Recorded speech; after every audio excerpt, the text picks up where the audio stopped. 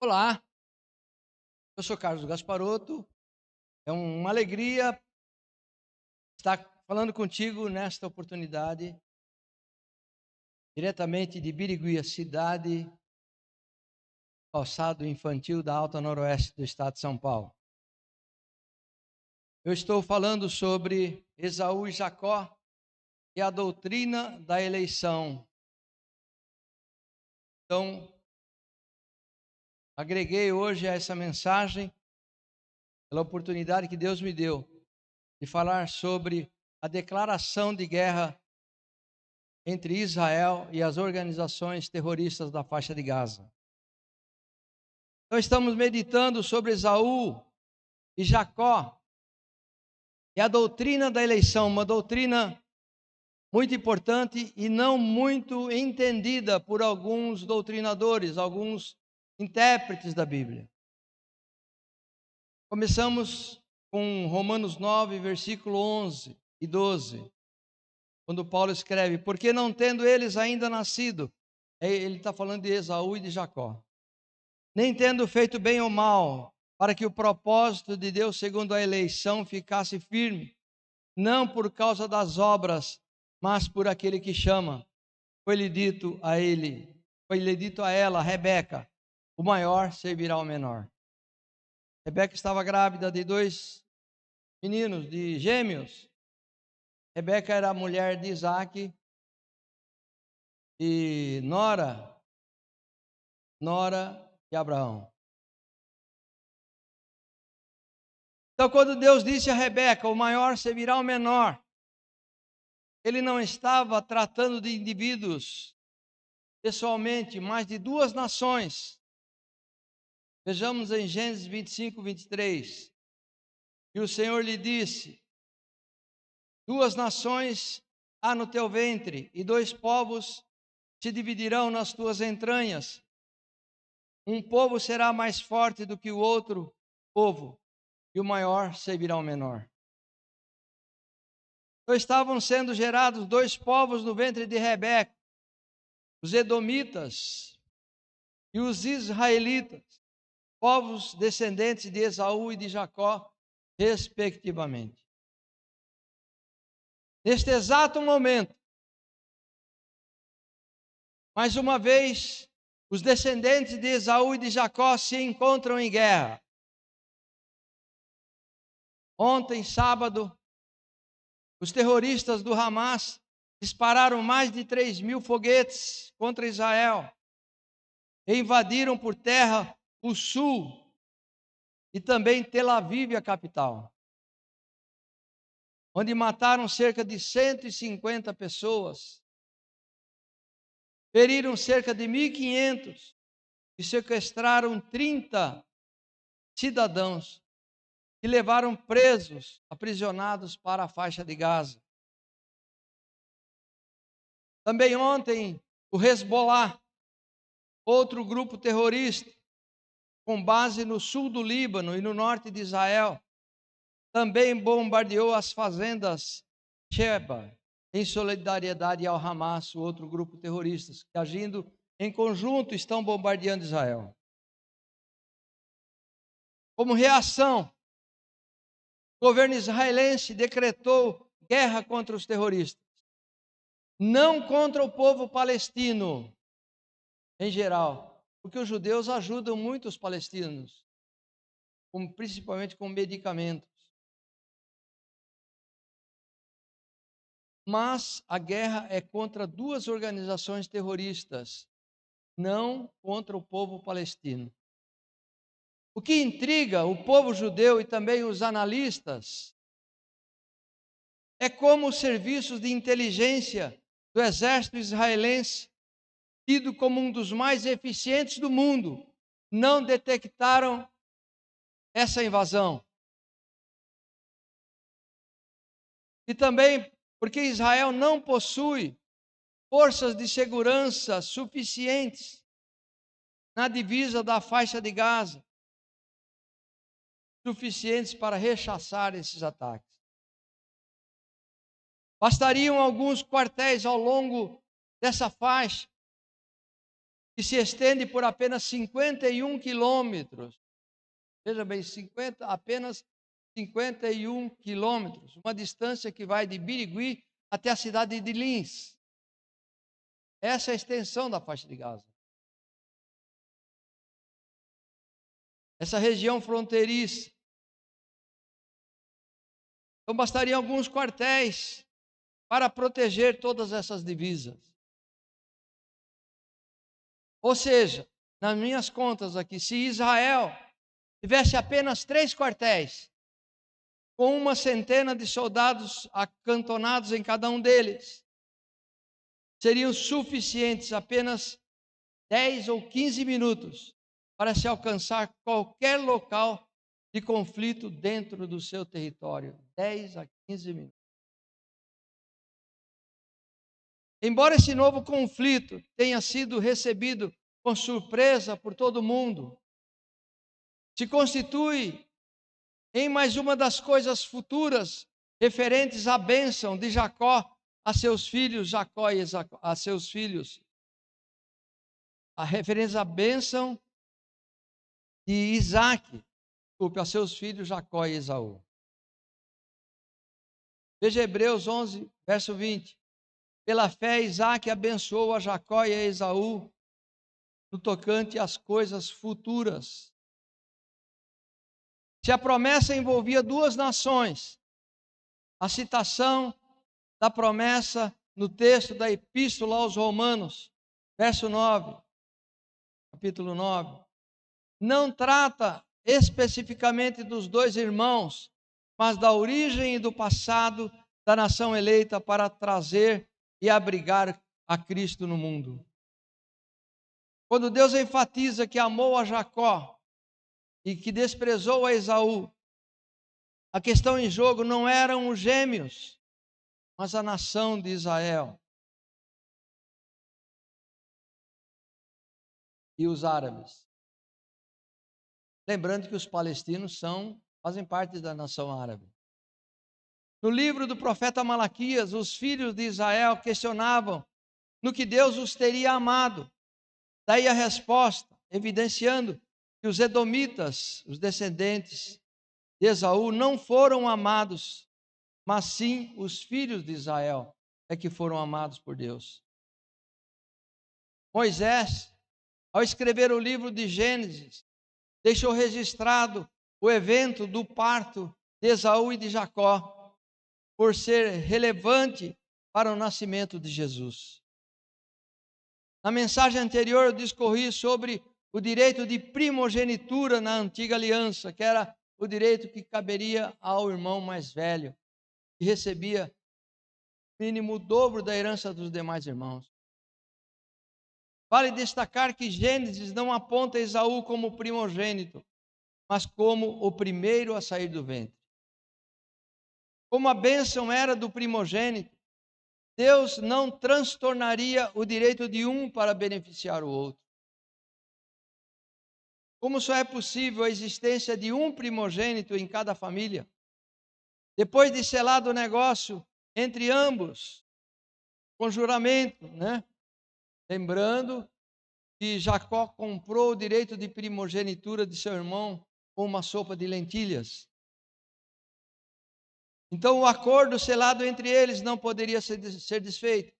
Eu também mencionei que no direito brasileiro e na maioria dos direitos civis de todos os países, um acordo entre as partes tem o valor de sentença, da mesma sentença dada por um juiz. Por isso que o acordo livremente celebrado entre as pessoas que têm maioridade e capacidade civil para assinarem, não pode ser desfeito por um juiz, porque acordo tem força de lei. Mesmo se arrependendo e buscando com lágrimas reaver o direito no qual abriu mão, Esaú não conseguiu reaver a sua primogenitura. Esaú, por isso, é chamado de devasso. A palavra devasso vem do grego pornós e pornográfico. Então, Esaú é chamado de devasso, pornográfico, né? Pornográfico e profano, devasso e profano, pelo fato de abrir mão do seu direito, que lhe conferia bênçãos futuras somente para satisfazer uma necessidade no tempo presente.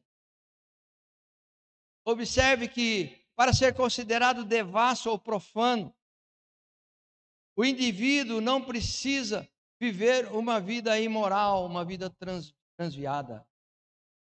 Esaú somente fez um negócio que, do ponto de vista humano, foi legítimo, pois abriu mão de um direito que era seu. E por isso, diante de Deus, ele foi devasso e profano, porque ele renunciou às bênçãos de Deus. Em nossos dias, preste atenção, em nossos dias muitos entendem que ser devasso ou profano decorre de questões de ordem moral ou religiosa. Entretanto, a ação de Esaú evidencia que abrir mão de dádivas divinas, como o reino futuro que não pode ser abalado, negligenciando a graça revelada no Evangelho, é o mesmo que devassidão e profanação. Portanto, quando alguém abre mão das bênçãos divinas, quando duvida de Deus, quando se afasta do corpo de Cristo, essa pessoa é considerada por Deus como devassa e profana. É preciso acentuar essa particularidade, porque as pessoas não enxergam a gravidade de se afastarem da igreja, onde congregam, para se tornarem desigrejados. Um desigrejado é alguém que desobedece a Deus, porque rejeita as bênçãos de pertencer ao corpo de Cristo numa igreja local. Algumas peculiaridades do texto de Romanos nos auxiliam a entender o motivo de Esaú e Jacó serem citados pelo apóstolo Paulo para ilustrar a doutrina da eleição.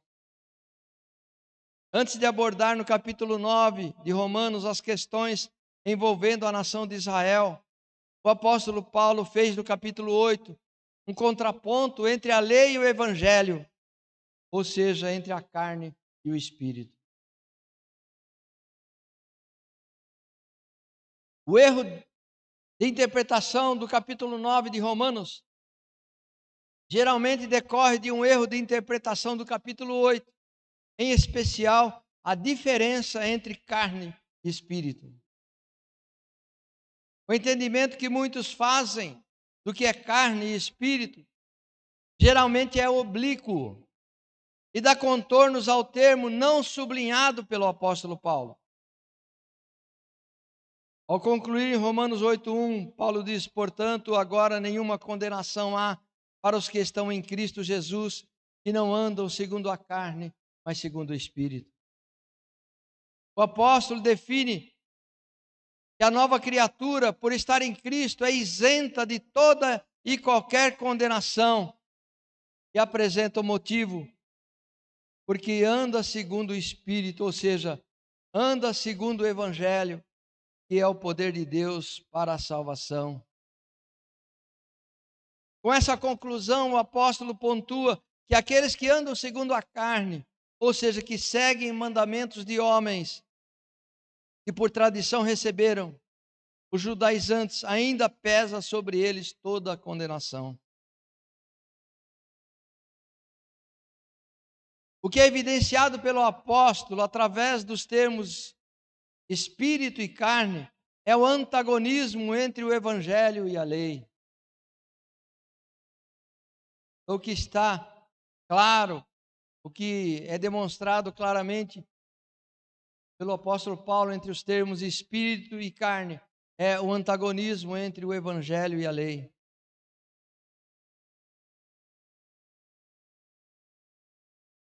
O apóstolo Paulo declara claramente, né, bem claro, que carne não se trata de imoralidade. Pecado de carne não se trata de imoralidade, mas de desobedecer o evangelho, favorecendo as regras da lei ou as regras religiosas dos homens, impostas pelos homens. Isso é viver na carne, é viver segundo as regras religiosas de homens e não da palavra de Deus, que é liberdade. Então o que vemos nos nossos dias são dois povos se digladiando pela posse da terra prometida por Deus a Abraão, mas a maioria deles não tem a bênção de Abraão. Palestinos e árabes rejeitam o filho de Maria como Salvador e Senhor, para aclamarem Maomé, um falso profeta, como representante de Deus na terra. Por outro lado, a maioria da nação de Israel também rejeita Yeshua, Jesus, como seu Messias, por interpretarem equivocadamente as profecias a seu respeito e aguardam um Messias fictício que ainda está por vir. E como a fé que cada um tem resulta no estilo de vida que escolheram, tanto palestinos, árabes e judeus, tanto palestinos e árabes quanto judeus abraçam um ideal inexistente, gerando conflitos espirituais que resultam em conflitos físicos. O apóstolo Paulo utiliza Esaú e Jacó para evidenciar que Deus não torce o direito, que o amor e a misericórdia de Deus não transtornam o que está estabelecido e que nem a sua palavra volta atrás. Em resumo, as expressões bíblicas amar e odiar não têm o mesmo significado que tinha no tempo bíblicos daquele que dão os intérpretes nos nossos dias. Ou os costumes sociais nas relações humanas. Amar e odiar nos nossos dias não tem o mesmo valor e o mesmo significado daqueles da antiga aliança, ou mesmo dos tempos de Jesus. Dessa forma, quando Deus disse que amava Jacó, Ele estava dizendo que por Jacó obedecer a sua palavra, a recompensa seria receber o amor de Deus, que representa suprir o homem com o mandamento que o salve. No caso de Jacó, significava que Jacó seria pai de um povo separado por Deus, para servi-lo integralmente. Mas já sabemos o desfecho dessa história, porque o povo de Israel prevaricou na missão dada a ele por Deus. Por outro lado, meninos, prevaricou significa não obedeceu, não fez o que Deus queria. Bom? Por outro lado, quando Deus disse que odiava a Esaú, significava que Deus não aceitava as obras de Esaú, que Deus rejeitara Esaú, porque ele vendera a bênção que lhe era de direito. Ao contrário, Jacó buscou com diligência a sua herança, a sua primogenitura, e por isso Deus o amou. Então, se você quer ser amado por Deus, obedeça a palavra de Deus. Ou seja, Jacó obteve a sua primogenitura como direito ao acordo que entabulara com seu irmão Esaú, pois a questão se encontrava em aberto devido ao nascimento simultâneo dos gêmeos. Finalmente, Jacó foi o eleito de Deus por conquista, e não por uma escolha aleatória de Deus. Jacó foi eleito por Deus como direito de conquista e não como uma escolha aleatória de Deus.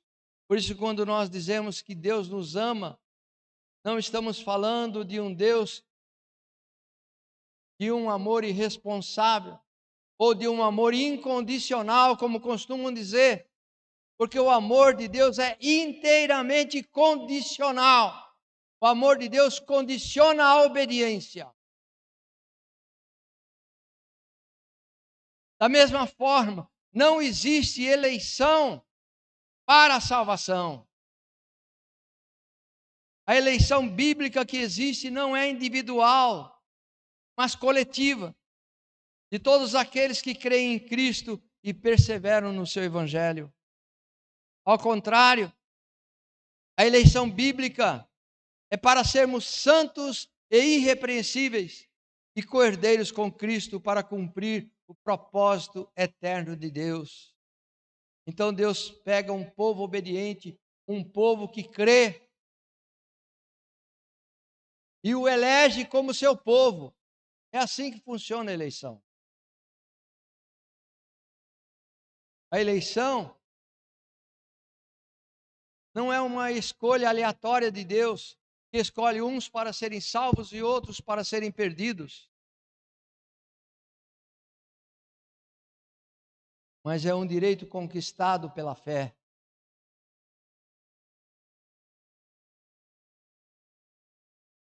Dois outros aspectos da teologia e também da natureza de Deus, que são muito incompreendidos, são o amor e a misericórdia.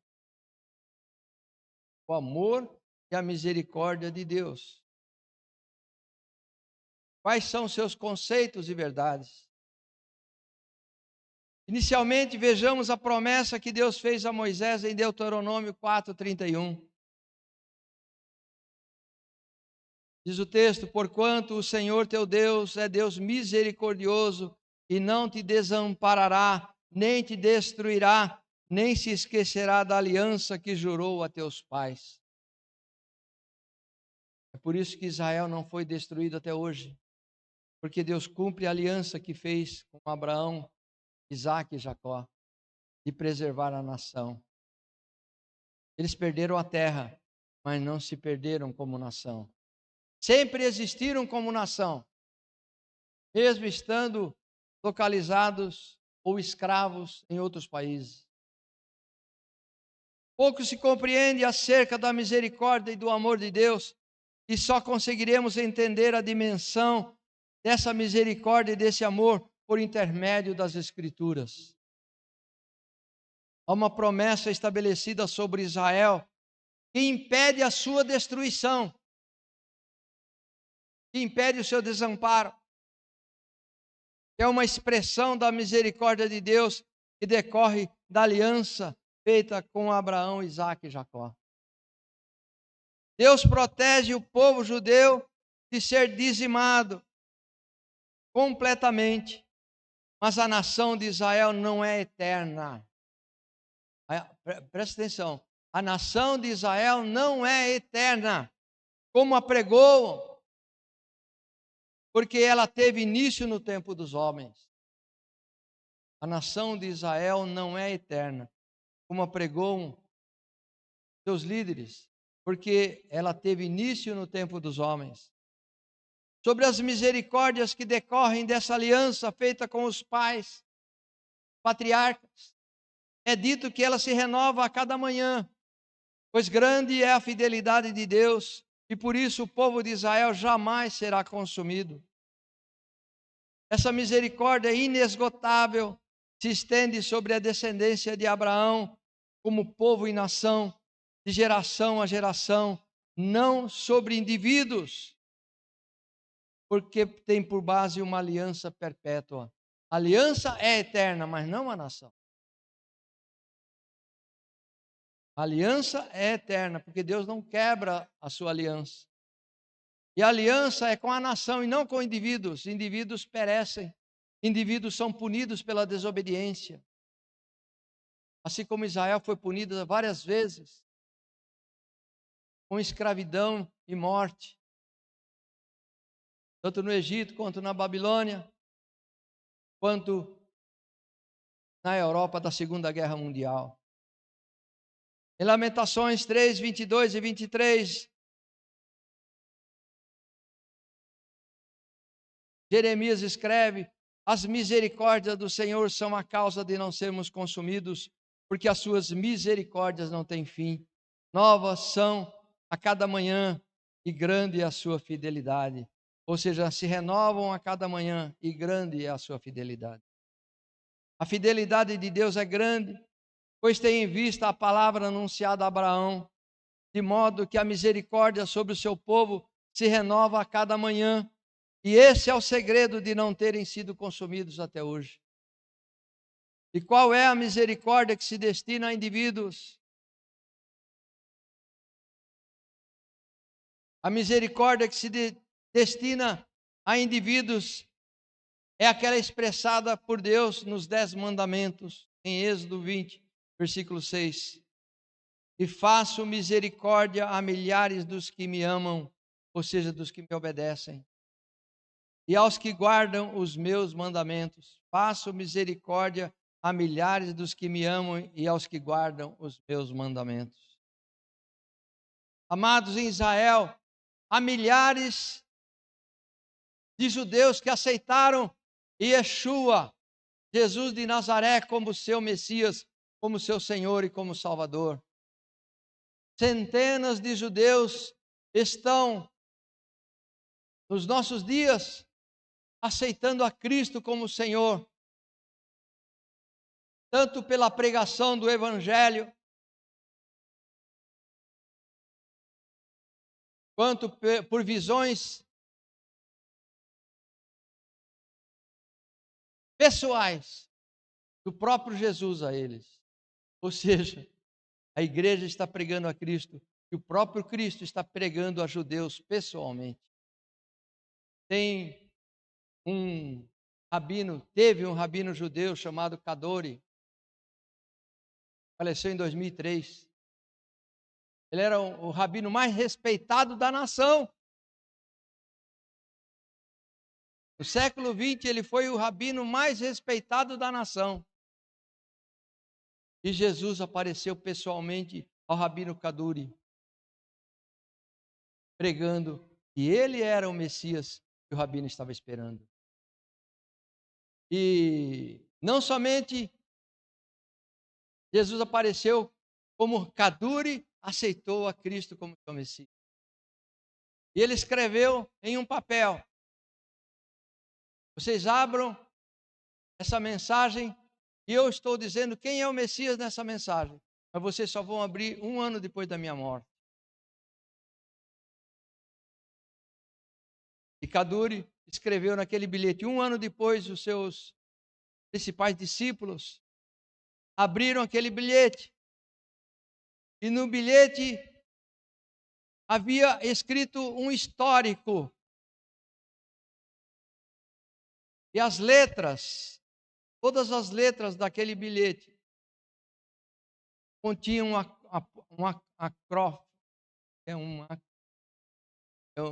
começar com as iniciais, acróstico. Continha um acróstico com o nome Yeshua.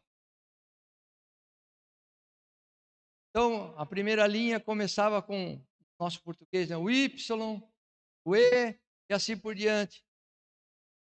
E ele dizia, ali estava escrito: o Messias vive, e o Messias está agindo no mundo. E todos os principais discípulos do Rabino Kaduri aceitaram a Cristo como seu Messias. Hoje estão pregando lá em Israel a Jesus de Nazaré como Senhor. Então a misericórdia que se destina a indivíduos está condicionada em amar a Deus, que consiste em guardar os seus mandamentos. Sem obediência ao que Deus determina, não haverá misericórdia, pois só ama a Deus aquele que guarda os seus mandamentos. João 14, 21. Aquele que tem os meus mandamentos e os guarda, é esse o que me ama, afirmou Jesus. Diferentemente da misericórdia que protege Israel, temos a misericórdia que se destina ao indivíduo. 2 Timóteo 2, de 10 a 13, Paulo diz: portanto, tudo sofro por amor dos escolhidos, para que também eles alcancem a salvação que está em Cristo Jesus com glória eterna. Palavra fiel é esta, que se morrermos com Ele, também com Ele viveremos. Se sofrermos, também com Ele reinaremos. Se o negarmos, também Ele nos negará. Se formos infiéis, Ele permanece fiel, porque não pode negar-se a si mesmo.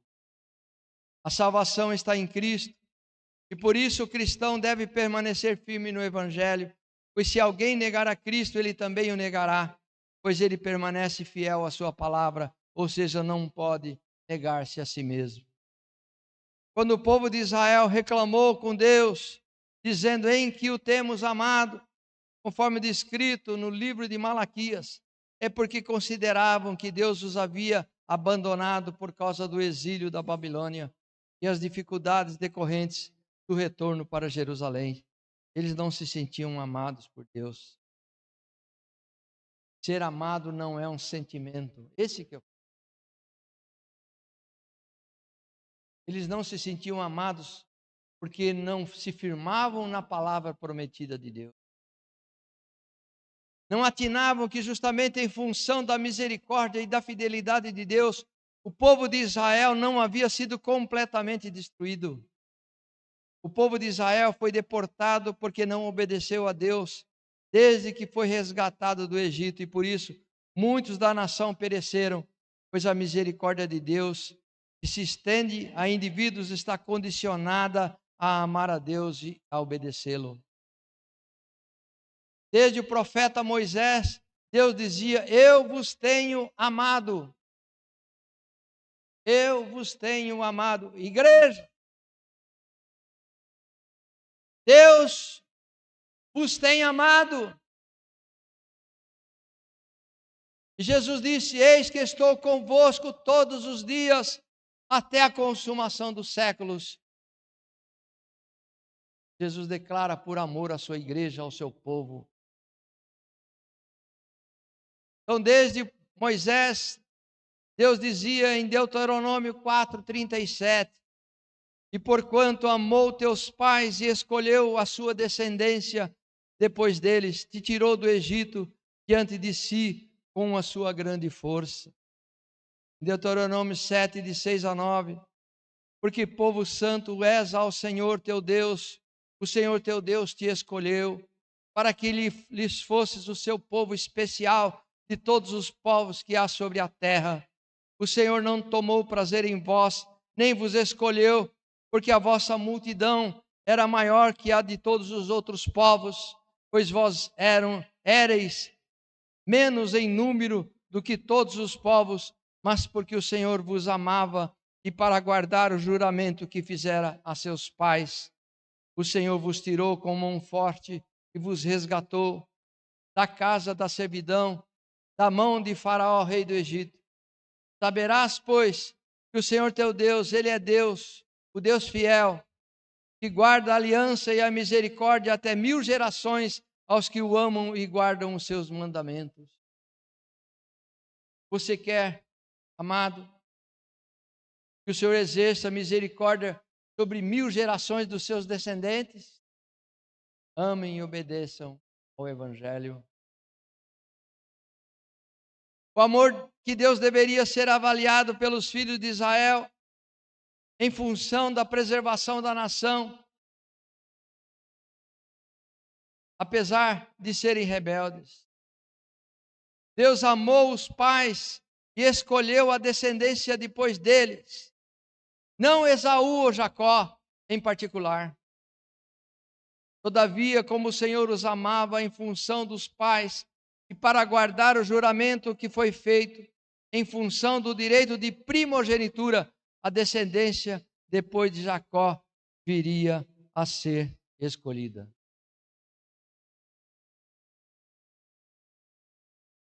Eu tenho um costume, nem minha esposa sabe, revelar o segredo hoje.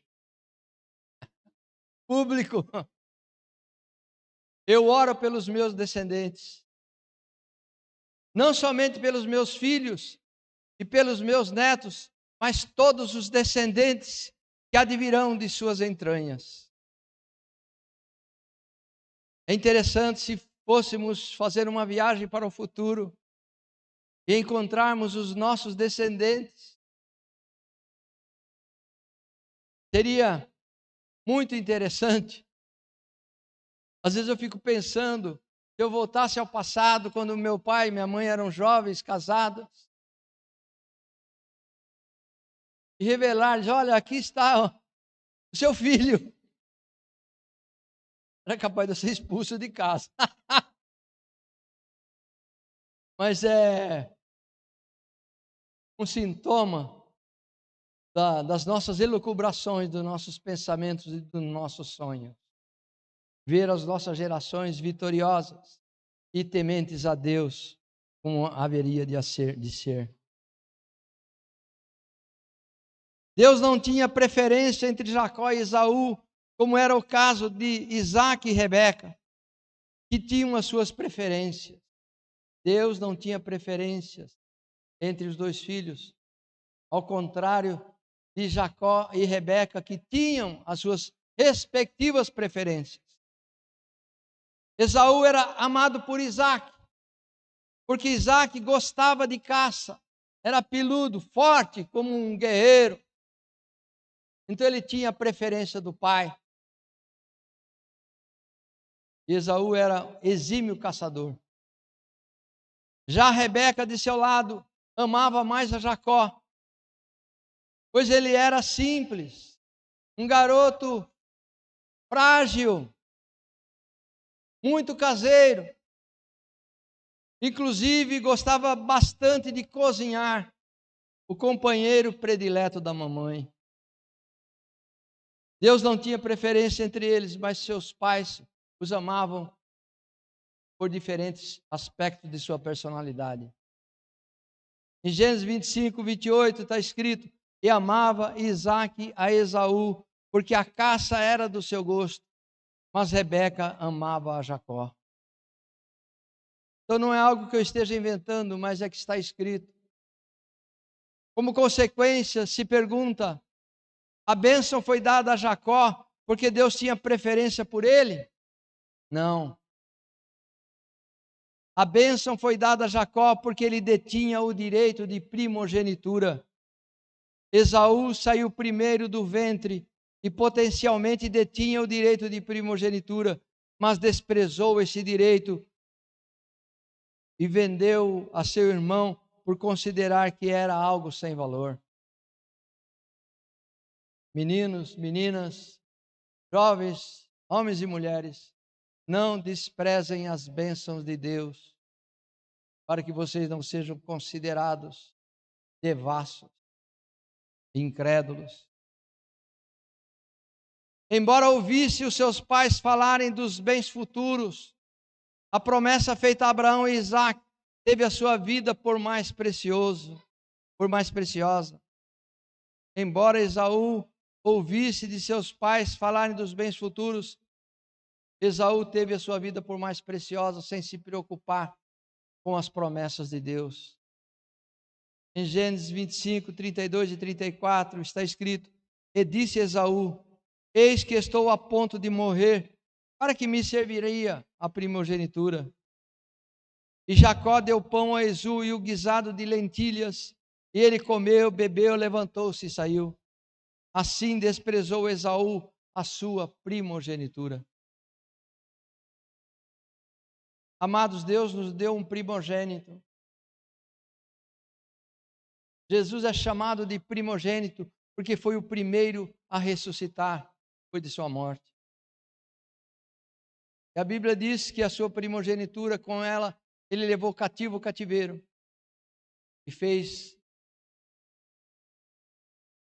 co-irmãos para reinarem com ele por meio da igreja. Então temos aqui um alerta. Muitos cristãos acham que abrir mão da herança futura só ocorre em questões reprováveis segundo a moral humana. Entretanto, a história de Esaú evidencia que a falta de confiança na palavra de Deus em relação aos bens futuros se dá em questões do dia a dia, como se assentar, comer pão e um guisado de lentilhas. Muitos cristãos fazem escolhas erradas nas suas vidas, desprezando a graça de Deus. E quando eles fazem escolhas erradas, que menospreza a graça de Deus, era como se tivessem trocado o seu direito de primogenitura por um guisado. Muitos cristãos desconhecem o que receberam ao crer que Jesus é o Salvador e não retêm a verdade do Evangelho, tal qual anunciado por Jesus e os apóstolos. Como está escrito em Hebreus 12, 28. Por isso, tendo recebido um reino que não pode ser abalado, retenhamos a graça pela qual sirvamos a Deus agradavelmente, com reverência e piedade. Piedade é o Evangelho. Com sua atitude, Esaú não honrou a Deus e por isso não foi honrado por Deus. Veja o que Deus falou a Eli, o sumo sacerdote da antiga aliança, quando ainda habitavam em tendas no tabernáculo, antes da construção do templo. 1 Samuel 2, versículo 30. 1 Samuel 2, 30. Portanto, assim diz o Senhor Deus de Israel, diz o profeta Samuel: na verdade, tinha falado eu que a tua casa e a casa de teu pai andariam diante de mim perpetuamente, ou seja, para sempre. Porém, agora diz o Senhor: longe de mim tal coisa, porque aos que me honram, honrarei, porém os que me desprezam serão desprezados. Deus estava falando isso para Eli, sumo sacerdote, o suprassumo da religião judaica. Eli foi devasso e profano, da mesma forma que Esaú, e apesar de ter uma promessa sobre a sua linhagem, tal promessa foi revogada por Deus. Porque a promessa de Deus não é incondicional. Ele desobedeceu, desonrou o nome de Deus. E não educou seus filhos, seus 2 filhos nos caminhos. Semelhantemente, Saul tinha uma promessa acerca do reino de Israel. Mas por ser devasso e profano, Saul, o rei Saul, que precedeu o rei Davi, não obedeceu à ordem de Deus a pretexto de oferecer sacrifício. Então nós temos 2 mal-amados que destruíram a sua casa: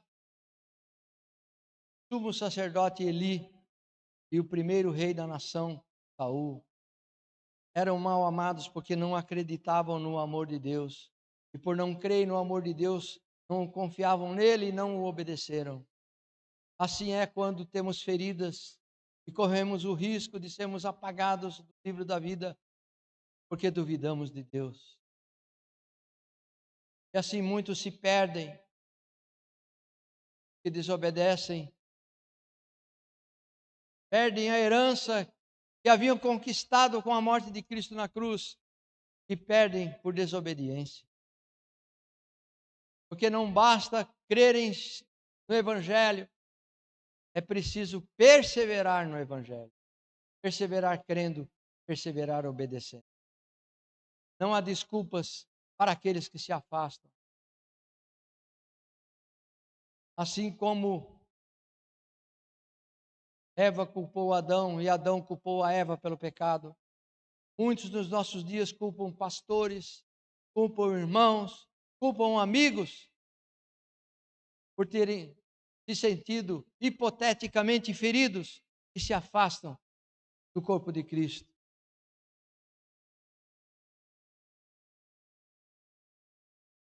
Observe que assim como a misericórdia de Deus sobre Israel é infinita, o amor de Deus revelado em Cristo é inesgotável e alcança todas as famílias da terra.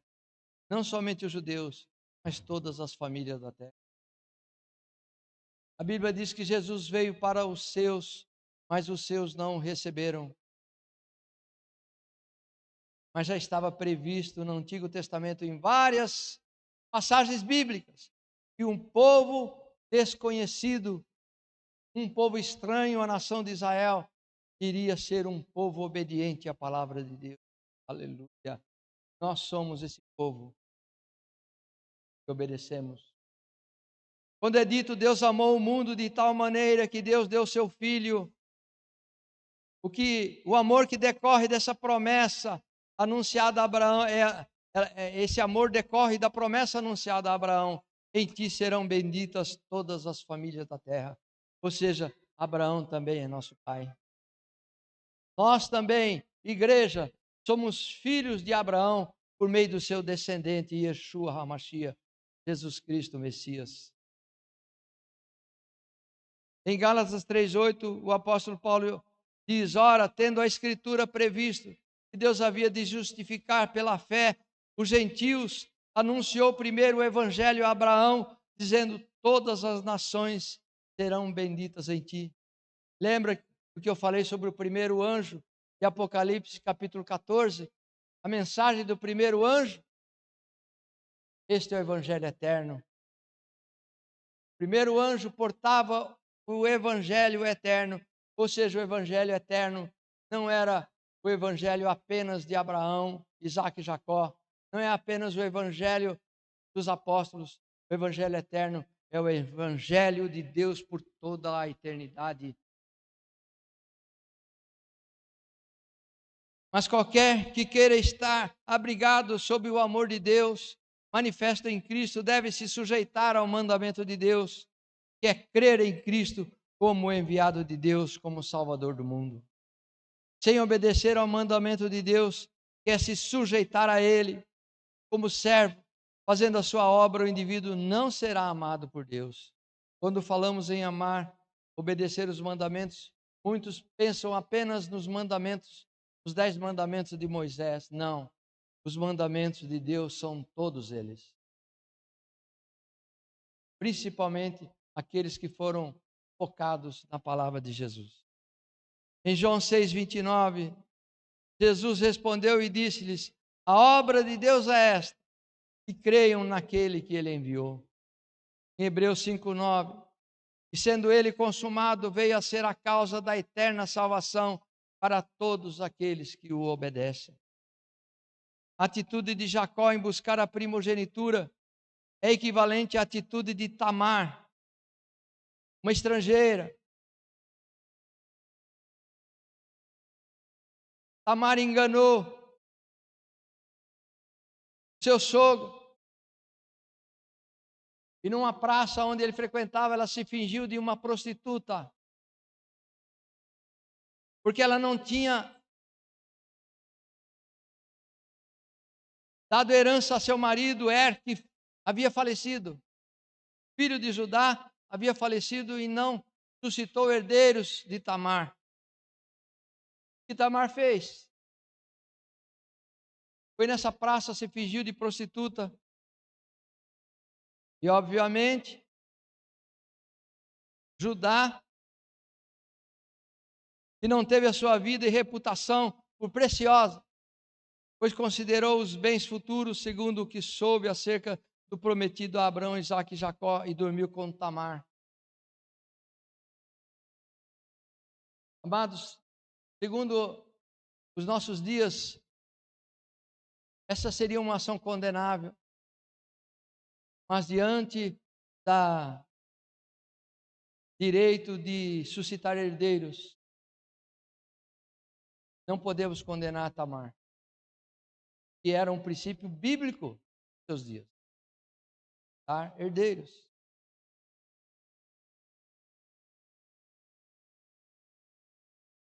Por outro lado, a atitude de Jacó em buscar a primogenitura é equivalente à atitude de Tamar, uma estrangeira, né, que ao buscar descendência para seu marido morto, filho de Judá, não teve a sua vida e reputação, né, por preciosa. Ela não falou: vamos me chamar de prostituta, não. Mas ela considerou os bens futuros segundo as promessas acerca do prometido Abraão e Isaque e Jacó, que ela buscou um descendente vindo das entranhas de seu sogro, transferindo valores dessa descendência a seu ex-marido falecido. Por outro lado, Rúben dormiu com uma das amantes de seu pai, Jacó. Quando se dorme, quando naquela época alguém queria conquistar poder, ele dormia com a amante do pai. E esse foi o pecado de Rúben. Pelo seu erro, apesar de ser o primogênito, o mais velho dos filhos, ele foi preterido quanto à promessa. Simeão e Levi, outros seus irmãos de Judá, irmãos de Rúben e de Judá também, né? Por causa da violência, eram homens violentos, também não receberam a bênção de seu pai Jacó. No entanto, Judá, o quarto filho de Jacó, recebeu a bênção que seria do primogênito.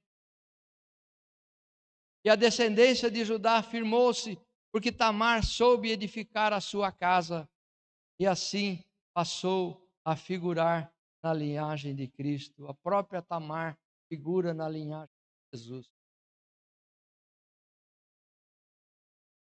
Em Gênesis 49, 8 e 12, está escrita essa história. Judá, aqui, Jacó está profetizando a bênção sobre seu filho Judá. Bênção que deveria recair sobre Rúben, o mais velho. Então Judá escolhe o quarto filho da sua relação de filhos, para dar essa palavra de bênção paternal, como se ele fosse o primogênito. Olha a bênção de Jacó sobre seu filho Judá. Judá, a ti te louvarão os teus irmãos. A tua mão será sobre o pescoço de teus inimigos. Os filhos de teu pai a ti se inclinarão. Judá é um leãozinho. Da presa subiste. Filho meu, encurva-se e deita-se como um leão. E como um leão velho, quem o despertará? O cetro não se arredará de Judá, nem o legislador dentre os seus pés, até que venha Siló, e a ele se congregarão os povos. Ele amarrará o seu jumentinho à vide, e o filho da sua jumenta à cepa mais excelente. Ele lavará a sua roupa no vinho e a sua capa em sangue de uvas. Os olhos serão vermelhos de vinho e os dentes brancos de leite. Queridos, essa profecia de Jacó sobre o seu quarto filho, Judá, impressiona pela assertividade e pelo cumprimento. Além de outras coisas, o leão da tribo de Judá viria de suas entranhas. Ele deteria o cetro de rei. A ele se congregariam os povos e ele lavaria a sua roupa no seu próprio sangue. Ao analisar a exposição do apóstolo Paulo, percebe-se que o que está em jogo é a eleição e a preservação da nação de Israel, tendo em vista o prometido a Abraão, a Isaque e a Jacó. A eleição não teve por base a Esaú ou a Jacó, pois não haviam nascido e nem feito bem ou mal, quando foi dito a Rebeca a palavra da promessa. E porque foi dito, o maior servirá ao menor? A resposta é para que o propósito de Deus, segundo a eleição, ficasse firme, não por causa das obras, mas por aquele que chama. E qual é o propósito segundo essa eleição?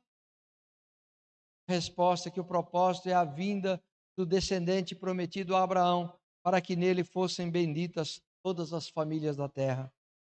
A promessa de fazer de Abraão uma grande nação e de fazer todas as famílias da terra benditas foi condicionada à obediência de Abraão. Gênesis 12, de 1 a 3. Ora, o Senhor disse a Abraão: sai-te da tua terra, da tua parentela e da casa de teu pai, para a terra que eu te mostrarei. E far-te-ei uma grande nação, abençoar-te-ei e engrandecerei o teu nome, e tu serás uma bênção. E abençoarei os que te abençoarem, amaldiçoarei os que te amaldiçoarem, e em ti serão benditas todas as famílias da terra. Como Abraão obedeceu, cumpre-se a palavra que diz em Deuteronômio 7, de 8 a 9. Mas porque o Senhor vos amava, e para guardar o juramento que fizera a vossos pais, o Senhor vos tirou com mão forte e vos resgatou da casa da servidão, da mão de Faraó, rei do Egito. Saberás, pois, que o Senhor teu Deus, Ele é Deus zeloso, Deus fiel, que guarda a aliança e a misericórdia até 1000 gerações aos que o amam e guardam os seus mandamentos. Quando Abraão amou a Deus, guardando os seus mandamentos, a aliança foi selada e não há quem possa invalidar a promessa de Deus. Como Abraão obedeceu aos mandamentos, a misericórdia de Deus se renova a cada manhã sobre os filhos de Israel, como resultado da fidelidade de Deus. A injustiça em Deus ao amar Jacó e desprezar Esaú? De forma alguma, pois Deus honra os que o honram. Deus honra aqueles que o honram.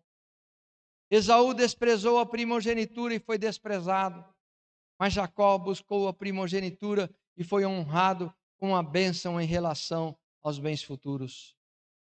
Ao comprar o direito de primogenitura e enganar Isaque no momento da bênção, Jacó não teve a sua vida por preciosa, visto que teria de enfrentar a ira do seu irmão, e ele ficou afastado mais de 20 anos, por causa dessa ira, do ódio que Esaú devotou a seu irmão Jacó pela compra do direito de primogenitura. E Jacó, sabiamente, depois conquistou a seu irmão, mandando-lhe presentes antes de se encontrarem. E o coração de ambos se derreteram quando se abraçaram no deserto. Jacó comprou o direito de primogenitura e buscou a bênção que lhe era de direito, de modo que não houve injustiça por parte de Deus, como foi dito a Moisés. Como está escrito em Romanos 9,15 e Êxodo 33,19. Compadecer-me-ei de quem me compadecer, e terei misericórdia de quem eu tiver misericórdia. Portanto, a misericórdia de Deus não é acompanhada de obediência. Deus já havia ensinado ao povo de Israel que teria misericórdia dos que o amam, ou seja, dos que guardam os seus mandamentos.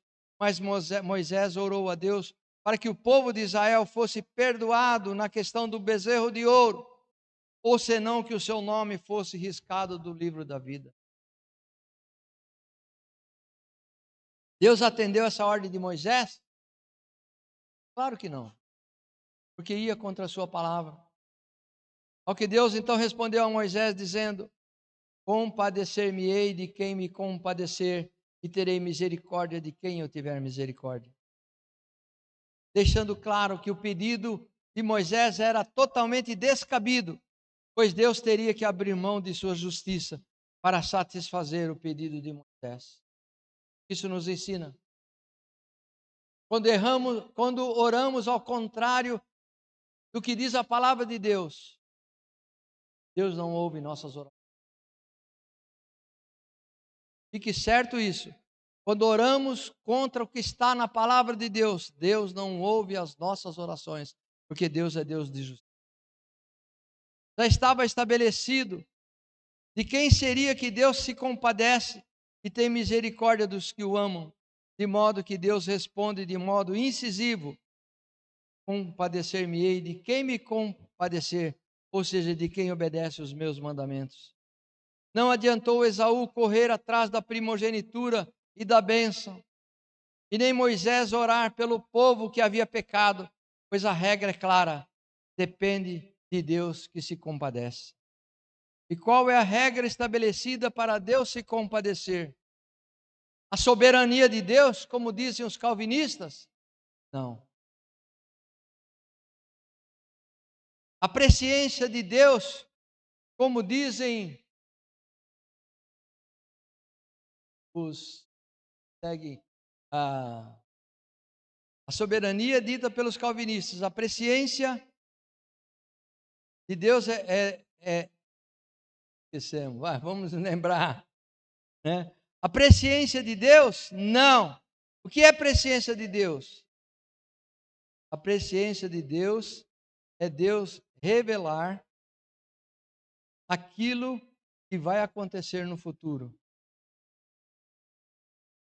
dos seus servos, tá? A presciência de Deus consiste em Deus revelar o que vai acontecer na vida dos seus servos. Exato, exato. A soberania é pregada pelos calvinistas, a presciência pelos arminianistas, os seguidores de Armênio. Então não é nem pela sabedoria e nem pela presciência que Deus se compadece, pois a regra para Deus se compadecer é obedecer aos seus mandamentos. Conforme consta em Romanos 9,16. Assim, pois, isto não depende daquele que quer, nem daquele que corre, mas de Deus que se compadece. Então não é pelas nossas obras, nem pelo tamanho da nossa fé, nem pelo tamanho do nosso comportamento moral, nem pela qualidade do nosso comportamento moral, mas Deus se compadece daquele que obedece. Portanto, meus irmãos, meus amigos, minhas irmãs, a eleição bíblica que existe, ela existe. Mas a eleição bíblica que existe não é individual, mas coletiva, de todos aqueles que creem em Cristo e perseveram no seu evangelho. Esses são os eleitos de Deus. Deus não escolhe aleatoriamente uns para a salvação e nem outros para a perdição, porque ele seria injusto se fizesse isso. Porque a salvação vem pela fé em Cristo e em perseverar no seu evangelho. Não é um jogo de xadrez. Ao contrário, a eleição é para sermos santos e irrepreensíveis e co-herdeiros com Cristo para cumprir o propósito eterno de Deus, que é fazerem confluir em Cristo todas as criaturas terrenas e celestiais, é exaltar a palavra de Deus. O propósito eterno de Deus é exaltar acima de tudo e de todos a sua palavra, e Cristo é a palavra, o Logos de Deus. Ou sobre a misericórdia e o amor de Deus, vale a máxima, porque aos que me honram, honrarei, porém os que me desprezam serão desprezados. Deus não tem misericórdia daqueles que se cobrem do sangue de Jesus. Deus tem misericórdia daqueles que se cobrem do sangue de Jesus e ama aqueles que obedecem a sua palavra. Nessa nova guerra declarada entre Israel e as organizações terroristas, Hamas e Hezbollah, qual seria o desejo de Deus, eu pergunto? Em primeiro lugar, Deus quer honrar a promessa feita aos pais. A promessa de que o território de Israel seja protegido. No entanto, Israel também se encontra em disciplina por desobediência, ao haver rejeitado o Messias que Deus lhe enviou. Ou seja, de um lado Deus deixa Israel à sua própria sorte, mas sempre restará um remanescente fiel, aqueles que creem no Messias verdadeiro até a segunda vinda de Cristo. Embora sejam minoria dentro da nação atualmente, eles existem e também aguardam o arrebatamento. Amados, dessa forma, vamos estar orando por Israel, principalmente por aqueles que têm a sua fé firmado em Jesus Cristo. Que essa palavra tão rica de conceitos nos ensine a continuarmos obedientes e perseverando na sua palavra, em nome de Jesus.